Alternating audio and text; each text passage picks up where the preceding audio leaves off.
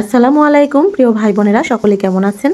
আমি আপনাদের সেই গ্রামীণ নাটোরের বোন আজকে আবারও আরেকটি নতুন ভিডিও নিয়ে চলে আসলাম। আমি যেহেতু গ্রামের মেয়ে আর গ্রামের মেয়ে হয়ে সবসময় আপনাদেরকে এই তো আমার গ্রামীণ রান্নাবান্না এগুলোই আপনাদের মাঝে তুলে ধরার চেষ্টা করি। তাই ভিডিওর শুরুতেই আমার প্রিয় ভাই বোনদেরকে বলতেছি, যারা আমার ভিডিওটি ভালোবেসে দেখেন এবং আমাকেও অনেক অনেক ভালোবাসেন, অবশ্যই লাইক দিয়ে পুরো ভিডিওটি শেষ করবেন।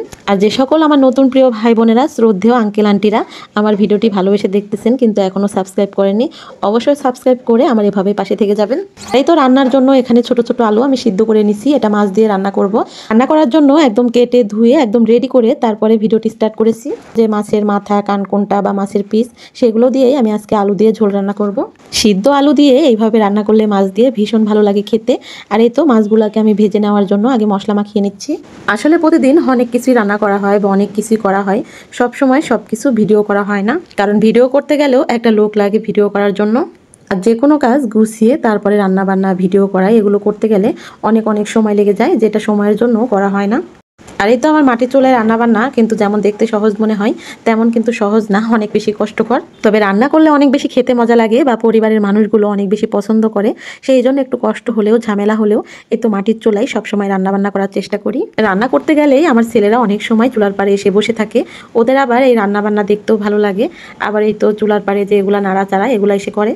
এগুলো হচ্ছে দেশি ছোট আলু, আর এই আলুটা খেতে ভীষণ ভালো লাগে। আলুগুলাকে আমি আবার একটু হাত দিয়ে ম্যাশ করে নিলাম, তবে সবগুলো আলু আমি ভাঙবো না, শুধু কয়েকটা মাত্র আলু এরকম হাত দিয়ে ভেঙে নিলাম যাতে ঝোলটা একটু ঘন দেখায়। আর আজকে একদমই ছোট সাইজের আলুগুলোই সিদ্ধ করে আমি সিলে নিছি, আর সেগুলো করতেও কিন্তু আমার অনেকটা সময় লাগছে। আর সিদ্ধ আলুগুলা সিলছি, এতে অনেকটা সময় সকালে আমার চলে গেছে। এখানেই তো মশলাগুলোকে ভালো করে কষিয়ে নিয়ে তারপরে সিদ্ধ আলুগুলো দিয়ে দিলাম। এবার আলুর সঙ্গে মশলাটাকেও ভালো করে কষিয়ে নেব। আমরা উত্তরবঙ্গের মানুষ, আমরা কিন্তু আলুটা ভীষণ পছন্দ করি খেতে। আমার বাচ্চারা তো সব তরকারির মধ্যে আলু খোঁজে, আর ওদের আলু হলেই কিন্তু খুব ভালো খাওয়া হয়। আর আমরা কিন্তু যখন আলু উঠে তখন একবারে বেশি করে কিনে রাখি, কারণ তখন অনেক দাম কম থাকে আলুর। গ্রামের মানুষের আসলে ঘরে যদি থাকে চাল, ডাল, আলু, তাহলে আর কোনো টেনশন থাকে না। এটা নিয়েই তারা নিশ্চিন্তে ঘুমাতে পারে, আর পরের দিন কি রান্না করব সেটা নিয়েও তাদের তেমন টেনশন থাকে না। আর গ্রামের বাড়িতে আঙিনায় আশেপাশে কত রকম শাকসবজি হয়ে থাকে, এটা তো সবাই জানেন। এক সপ্তাহ বাজার না করেও খুব সুন্দর মতো চলা যায়। এই তো তরকারিটা বলক উঠার কিছুক্ষণ পরে এই তো আমি মাছ ভাজাগুলো দিয়ে দিচ্ছি। ভাজা মাছের পিসগুলো দেওয়ার পরে আবার তরকারিটা কিন্তু এভাবে জাল করতে হবে, ঝোলটা যখন কমে আসবে তখনই নামিয়ে নিতে হবে।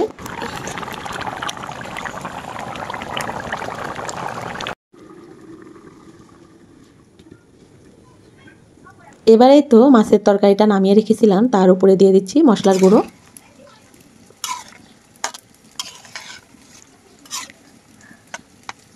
আমার অনেক আপুরাই ভিডিও দেখে আবার আমাকে ফোন করে বলে যে আপু তোমার এত সুন্দর রান্নাবান্না, এত সহজেই খুব তাড়াতাড়ি রান্নাবান্নাগুলো সেরে নাও। আর আমার এই সাধারণ রান্নাবান্নাই আপনাদের যে এত বেশি ভালো লাগে সেটা আমি কখনোই কল্পনাই করতে পারিনি। রান্নাবান্না তো আমরা মেয়েরা সবাই পারি, তবে এক একজনের রান্না এক এক রকম, যার যার পরিবারের পছন্দ মতোই তারা কিন্তু রান্না করে।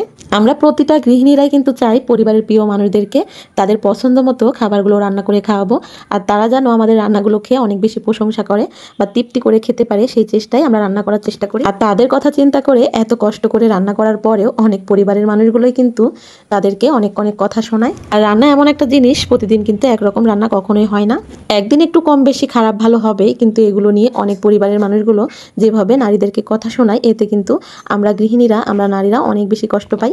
সারাদিন কষ্ট করে রান্না করার পরে যদি পরিবারের প্রিয় মানুষগুলো বলে যে রান্নাটা একটু ভালো হয় নাই, কি রান্না করো, কিছু ভালো লাগে না খেতে, তখন যে কষ্টটা লাগে আসলে মনের ভেতরে, সেই কষ্টটা বলার মতো না।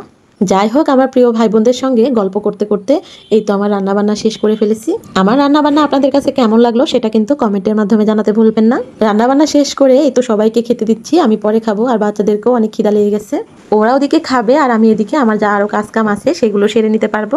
আমার বাচ্চারা আবার কিন্তু ওইদিকে অনেক বেশি ভালো আছে, এক প্লেটে তিনজন মিলে খেয়ে নেয়। ওদের জন্য এই তো এক প্লেটে বেড়ে নিচ্ছি ভাত তরকারি। রান্নাবান্না শেষ করে কিন্তু আমাদের অনেক কাজ থাকে, সেই কারণে আমি বাচ্চাদেরকে খাওয়াতে পারি না। আমার মেয়ে যেহেতু বড়, ওদের দুই ভাই বোনকে খাইয়ে দেয়, আর এই তো আমি কাজগুলো এই ফাঁকে সেরে নিই। আর এই তো আমাদের মেয়েদের এভাবেই কাটে ব্যস্ততার মধ্যে সারা দিনটা। ভিডিওটি শেষ করার আগে আমার দেশবাসী প্রিয় ভাই বোনদের জন্য অনেক অনেক দোয়া কামনা করি। সবাই সুস্থ থাকুক, ভালো থাকুক, আর আমাদের পরিবারের জন্য সবাই দোয়া করবেন। আল্লাহ হাফেজ।